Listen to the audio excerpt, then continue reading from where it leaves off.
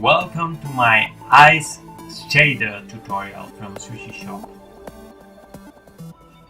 So let's see the features that we have onto the shader. First we have two sliders, one that allow us to control the Fresnel effect of refraction and then the opacity of the object. Then we will have effect of freezing on the whole mesh, and then freezing effect but just on the top part of the mesh, and two controllers for gloss and metallic. So let's get into Shaderforge to see the shader. The first thing we see at Shaderforge is a big tree of nodes, and we are gonna divide this tree into 4 parts: opacity and refraction, and then the maps with the masks applied to them, the creation of the masks that we are applying, which comes from the green channel mask, which is created from the object position. On this first part, we apply the nodes that we prepared before. First the refraction and then opacity. Opacity always have just one node, and refraction always asks us for 2 nodes.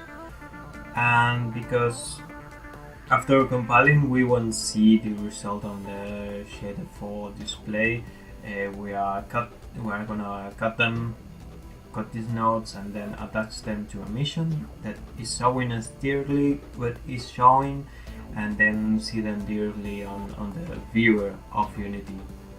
We can control the refraction there, the red and green mask, and then the other mask that we have, a black and white mask of one node that we are gonna connect directly to a mission to see the result on the Unity viewer. On the viewer we have the 2 sliders that allow us to control the refraction and then opacity.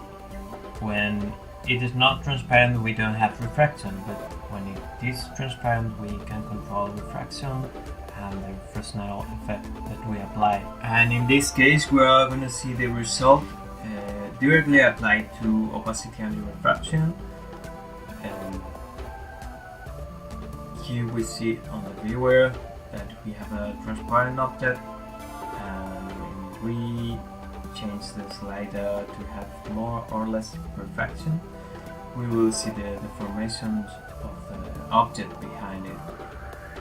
The black part is just from the transparency. When the object is not transparent, then you won't see anything because anything else is connected to the shader. So we are going to continue with the next part. So the purpose of this second part is to show you how to create a color mask from other information that we have. So let's go to the left part where we have the green mask prepared. So the green information, the green node that we are using is the channel, which is saying to us where is the top of the object all the time. And we added the switch also to change between local and global information. So just one channel, it will show into black and white information, but when we switch into RGB information we will see the green at the top part, and it doesn't matter if it's local and global, but we're gonna see it directly on the Unity viewer, and you will see the difference between these two.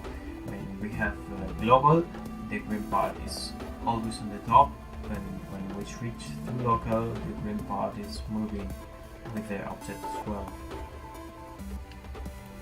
Into this third part we are gonna add in detail to this green mask that we created. So we go to the center of our tree node, and then we have this node where all the information is combined, and we're gonna hide these nodes for a moment.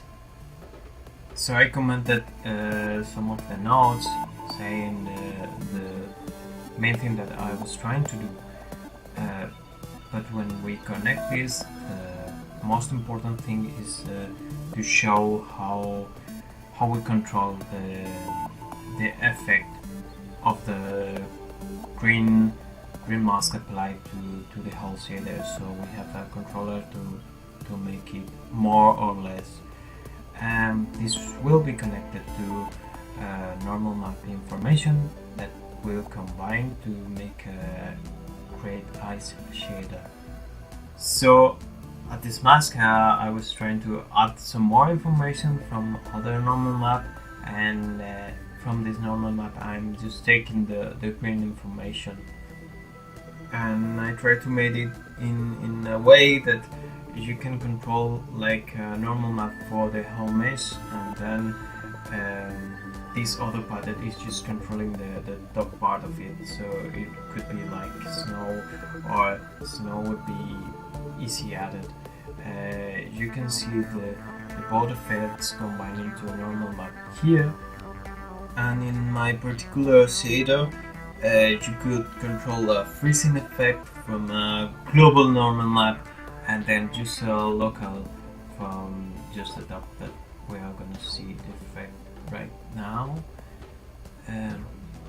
And then you see the result from the two normal maps combined, and one normal map is just added to the top of the mesh, or at the top of the shader.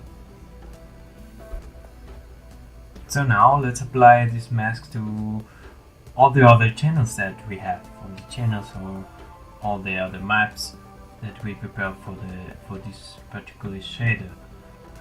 This mask we apply to base color that we see on the mission, the different effects we have. If you wanted the effect of the top of the shader or the global part of the shader, like showing some freezing effect or some snow effect.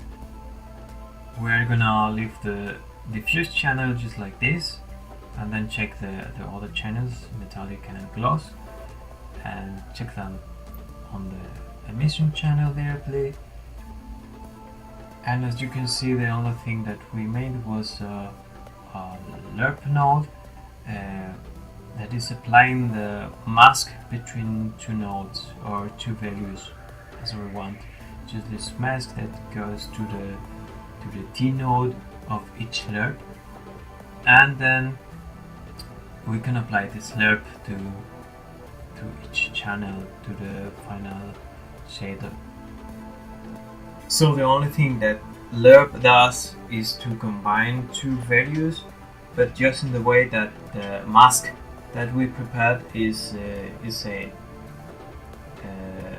there you can see some effect, but we are missing the normal map that we are gonna connect it now. Let's take it here and then connect it.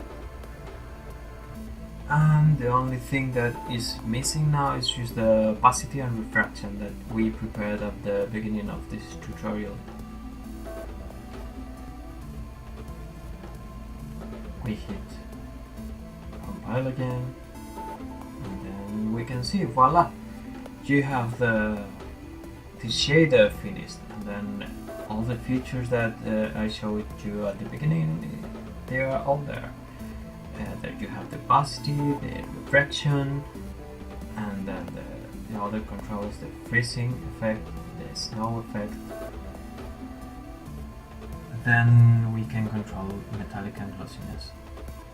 Remember to use two different normal maps, because one normal map will be applied on the whole mesh, and then just other normal map will be applied just on the top, and it depends if you switch between global and local, as I'm showing to you right now.